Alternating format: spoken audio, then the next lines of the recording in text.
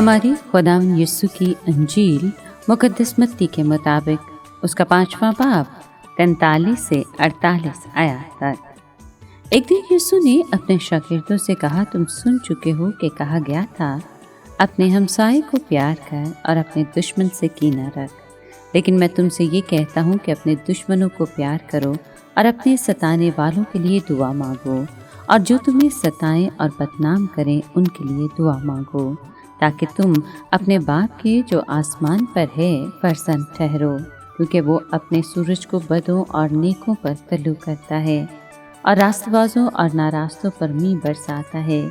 کیونکہ اگر تم انہی کو پیار کرو جو تمہیں پیار کرتے ہیں تو تمہارے لیے کیا اجر ہے؟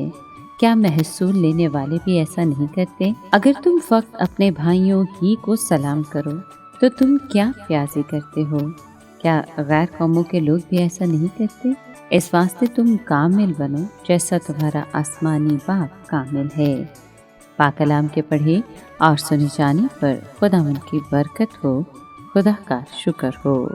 عزیز دوستو، ہمارا خداوند اپنی بادشاہی میں ایک اعلیٰ تر اور ارفع تر راست بازی کا مطالبہ کرتا ہے۔ شریعت نے اسرائیلیوں کو یہ تعلیم دی تھی کہ اپنے ہمسائے سے اپنی مانند محبت کرنا، اگرچہ ان کو وضاحت کے ساتھ یہ حکم کبھی نہیں دیا گیا تھا کہ اپنے دشمن سے عداوت رکھنا، لیکن ان کے عقائد کی تعلیمات کے پیچھے یہی روح کار فرما تھی۔ یہ رویہ خدا کے لوگوں کو ستانے والوں کے بارے میں ایک خاص خلاصہ پیش کرتا ہے۔ یہ خدا کے دشمنوں سے راست دشمنی کا رویہ تھا، لیکن اب یسوع اعلان کرتا ہے کہ ہم اپنے دشمنوں سے محبت رکھیں اور اپنے ستانے والوں کے لیے دعا کریں۔ یہ حقیقت ہے کہ محبت کرنے کا حکم دیا گیا، اور یہ حکم ظاہر کرتا ہے کہ اس کا تعلق ارادے سے ہے، جذبات سے نہیں۔ اس سے مراد طبعی لگاؤ یا چاہت بھی نہیں، کیونکہ جو ہم کو نقصان پہنچاتے یا ہم سے نفرت کرتے ہیں ان سے محبت کرنا فطری بات نہیں ہوتی۔ یہ فوق الفطرت فضل کا کام ہے، اور صرف وہی لوگ اس کا مظاہرہ کرتے ہیں جن میں الہی زندگی ہوتی ہے۔ یسوع نے کہا کہ میرے لوگ برائی کے بدلے میں بھلائی کریں تاکہ اپنے باپ کے جو آسمان پر ہے بیٹے ٹھہریں۔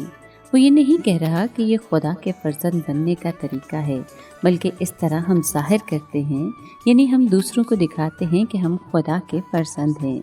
چونکہ خدا راست بازوں یا ناراستوں کے ساتھ کوئی طرفداری نہیں کرتا کہ دونوں ہی سورج اور می سے یکساں مستفید ہوتے ہیں، اس لیے چاہیے کہ ہم بھی سب کے ساتھ یکساں شفقت اور انصاف کے ساتھ پیش آئیں۔